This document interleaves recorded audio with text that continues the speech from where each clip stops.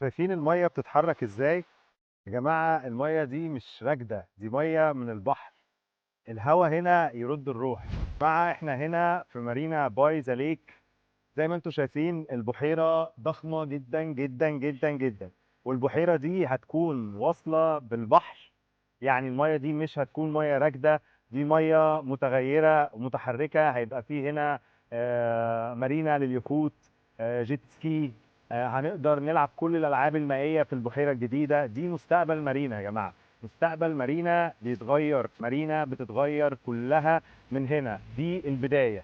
البحيرة اللي احنا شايفينها، اللي احنا شايفينه ده مشروع على 400 فدان، مبني على 12% فقط، والباقي لاندسكيب ووتر فيتشرز. مارينا 8 باي ذا ليك ده مشروع مطروح من 6 شهور بس.